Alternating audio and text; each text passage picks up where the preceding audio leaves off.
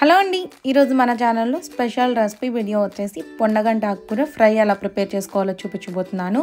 అసలు ఆకుకూరలు అంటే ఇష్టం లేని వాళ్ళు కూడా ఒకసారి ఇలా కనుక చేసి పెడితే ఇష్టంగా తింటారు. అంతేకాకుండా ఈ ఆకుకూరలో కంటికి చాలా మెరుగుపరిచే బెనిఫిట్స్ అనేవి చాలా ఉన్నాయి.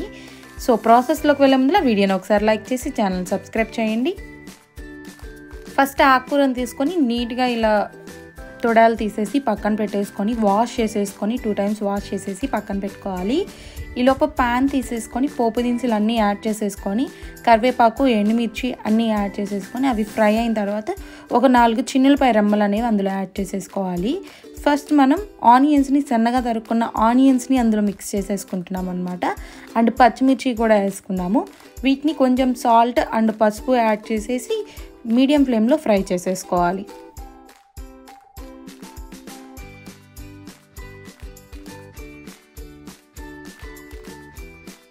ఆనియన్స్, పచ్చిమిర్చి బాగా ఫ్రై అయిపోయిన తర్వాత మనం ముందుగా వాష్ చేసి పెట్టుకున్న పొన్నగంట ఆకుని అందులో యాడ్ చేసేసుకున్నాము.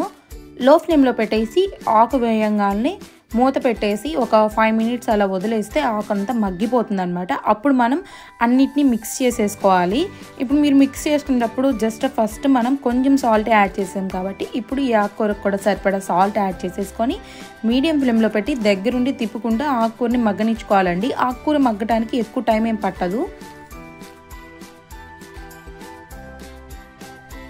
ఒక 5 minutesలోనే ఇలా బాగా మగ్గిపోతుంది అనమాట. ఈ ఫ్రై పొన్నగంటి ఆకుకూర తినని వాళ్ళు ఇలా ఫ్రై చేసుకొని తింటే చాలా ఇష్టపడతారు. మీ ఇంట్లో వాళ్ళు కానీ ఎవరైనా తినకపోయినా కానీ మీకు ఇష్టం లేకపోయినా కానీ ఒకసారి ఇలా ట్రై చేసి చూడండి. సో ఆకంతా బాగా ఫ్రై అయిపోయిన తర్వాత కొంచెం ధనియాల పొడి యాడ్ చేసేసానండి. నేను ధనియాల పొడి యాడ్ చేసి మీకు టేస్ట్కి సరిపడ ఉప్పు, కారం అనేది స్పైసెస్ యాడ్ చేసేసుకొని మీడియం ఫ్లేమ్లో ఒక 2 minutes తిప్పుకొని సర్వ్ చేసేసుకొని తింటే చాలా అంటే చాలా బాగుంటుంది. మీరు కనుక ఎప్పుడు ట్రై చేయకపోతే ఇలా పొన్నగంట ఆకుకూరని ఒకసారి ట్రై చేసి చూడండి. అసలు ఎందుకు తినాలి అనుకునే వాళ్ళు కూడా దీని గురించి మనకి హెల్త్ బెనిఫిట్స్ అనేవి చాలా ఉంటాయి, మెయిన్లీ మన కళ్ళకు అనమాట. సో ఒకసారి ఇలా ట్రై చేసుకొని తినండి, ఇష్టం లేని వాళ్ళు కూడా తింటారు. లాస్ట్లో కారం యాడ్ చేసేసుకొని 2 minutes ఫ్రై చేసేసుకొని వైట్ రైస్లోకి సర్వ్ చేసుకొని తింటే సరిపోతుంది. లేకపోతే దాల్, సాంబార్లోకైనా కానీ సైడ్ డిష్గా పెట్టుకొని తిన్నా కానీ చాలా బాగుంటుంది. నేను రీసెంట్గా మన ఛానల్లో పికిల్స్ అనేవి, స్వీట్స్ అనేవి యాడ్ చేసేసాను, వీడియోస్ పోస్ట్ చేసేసాను.